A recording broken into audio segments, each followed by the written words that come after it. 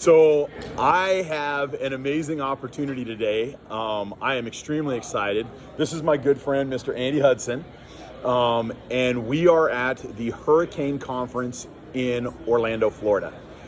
And I'd never heard of the Hurricane Conference, and I've been in the rental world for 25 years. So Andy said, you've got to come see it.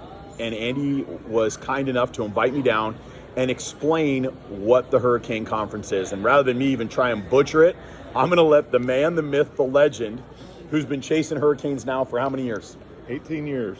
18 years of chasing hurricanes and supplying temporary power, large air compressors, and even some forklifts. Large material handling forklifts. Coast to coast, Yes, sir. but mainly focusing on the Gulf Coast. Yep.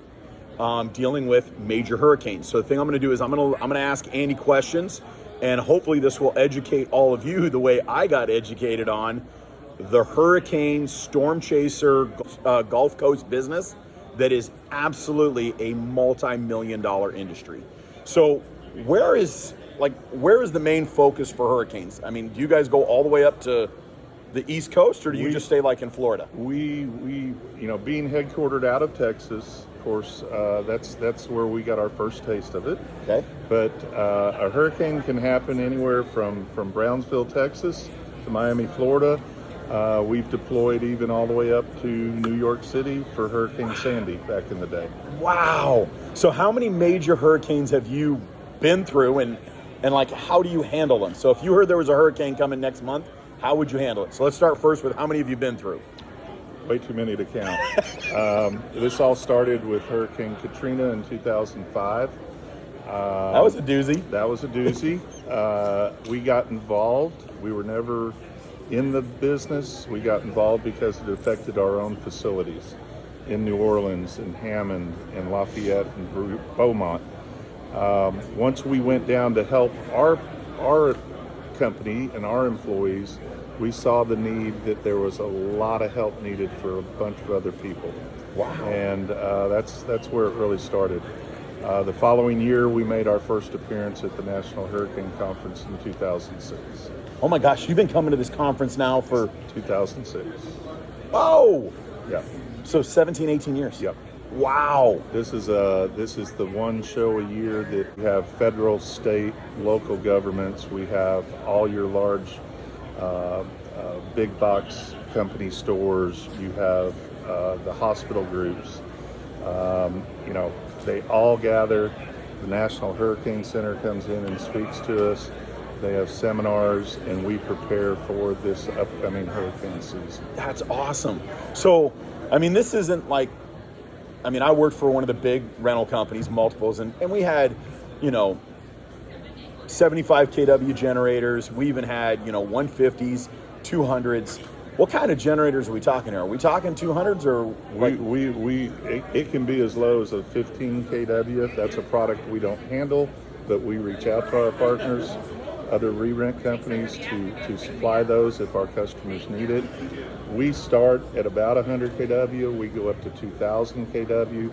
We can parallel from there and go even larger for petrochemical plants or anybody that needs that larger power need. So 2000, that's a 2 meg. That's a 2 meg generator. It's a 40-foot ISO container, all engine and generator. Wow.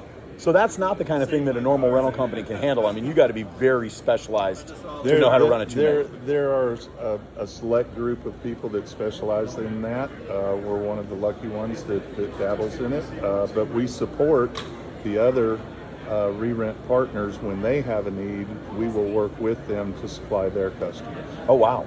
Yeah. Okay. And about how many units do you have or plan on deploying at any given time? Stewart and Stevenson, we own right under 500 units.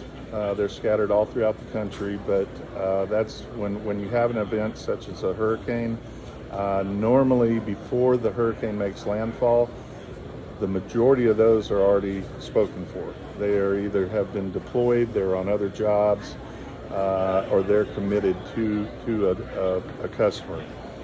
That's when we reach out to other partners that we have established over the years and we will actually bring in product anywhere from California to the state of Washington. Say, if the event is in Florida, we can bring units in from anywhere in the country to continue to support until that need is not.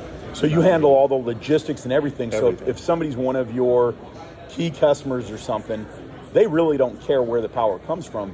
They want it, and you'll find it. If it is available, we will bring it. We can supply the freight. We supply the fuel. If they need an electrical contractor to do the final connection to their facility, we can supply that also. So you guys are like a one-stop shop. We hope to be. Outstanding. So let me ask you this one. With the 500 plus units that you've got, and you keep mentioning your key partners, what happens, I mean, because we're hearing this is supposed to be a big storm season. Yes, sir. What happens and how do you deploy, and explain the process when a storm rolls in? Normally we start talking about it 7-10 days to 14 days in advance. So when it's clear out in the middle of It's clear nowhere. out in the ocean, and within 72 hours of landfall is when we make the decision that we deploy. When we deploy, we take an initial group of what we call Tier 1 emergency team members. That's technicians, transport trucks, support personnel, operations people, and we get as close as we can and as safe as we can to landfall, because we want to be near and with the customers that are in need, and we're experiencing just what they're experiencing. Once that happens, if we see that we need additional support, we can reach out to any one of our 36 locations throughout the U.S. and bring in, whether it's technicians, extra transportation, but that initial group is the key group that goes in before landfall. Once the storm makes landfall, then we assess and determine exactly where we go from there. So with all the, like you keep mentioning, we deploy. So do you guys just drive out and find a hotel, or do you guys? We have a command center that's based out of Dallas, nowhere near the coast. It's plugged in and ready to go 24/7. Is that big giant tour bus I saw? Well, it looks like a tour bus, but it is a office that will operate up to 60 computers at a time. It has satellite phones, satellite televisions, so we always have communication. It is basically a branch on wheels that Wow. we love brick and mortar. We like to sleep in hotels, but if we had to sleep in the command center, which I have done on occasion, we do that. So a lot of people try and like jump into the hurricane business like that. It's your forte. It's like what you specialize in. You're not just talking about it. Like you've got the teams, you've got the support, you've got the command center. Like you've got everything where your boots on the ground. And this is really the bulk of your business. Not the bulk of it, but a very important piece of it. What we do is every time there is an event, and we call them events, a hurricane, it could be an ice storm, a tornado. When that event is over, we come back and we debrief. We take a look at the whole thing from the minute it started, and I'm talking before we even deploy to the minute we get back. We look at what we did well, we look at what we missed, we look at what we could do better at. And we do not only do that internally, we do that externally with our customers. We have a lot of customers that we want to sit down and debrief with and say, hey, what could we do better next time? That's right. No storm is the same. No, they're not. And each one is going to throw you punches from different directions. So it takes a different breed of people to have on the team. You're taking them away from home, you're putting them in harm's way. Yeah. But they're dedicated, and at the end of the day, it's a business, but you're also taking care of people. That's right. right. And whether that's in the state of Florida or my home state of Texas or Mississippi or Louisiana, which I've visited a number of times over the last few years, it's important. And I think the customers in the towns you go to, they come up to that bus and they take a look at it and they thank you. That's and awesome. It gives you a good sense of feeling. Now, there's a lot of big rental companies out there that don't they have local customers, they need emergency power, but they don't have a massive collection on demand of big generators and temporary power. Can they re-rent or get that equipment through you? They are our partners. We look at them as partners, and even day-to-day business, but more so during an event such as a hurricane. We all talk. We all work together. If the larger rental companies need additional support, whether that's units, whether that's service, we're there to support them. And we hope they're there to support us when we need it. That's right. We reach out to them also. That's exactly right. So one last question. What do you wish people knew or did before, to use your terms, an event? Take it seriously. Have a plan.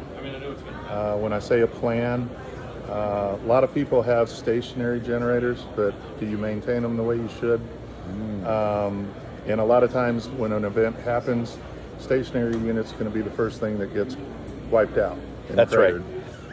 So it doesn't hurt to reach out. We do pre-planning. We do come out and look at facilities and tell the customers exactly what they need in the event this does happen.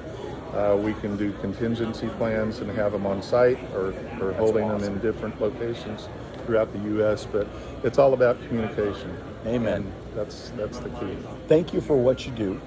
Thank you for caring for people. Thank you for your commitment to the storms, because everybody's life is good until they throw a storm in your face. That's it. And thank you for being the person that comes to their rescue and keeps this country running. Thank you for coming to visit us Absolutely. at the National Hurricane Conference. It means a bunch. Do me a favor, reach out to Power Rentals, reach out to Andy Hudson, reach out to his team.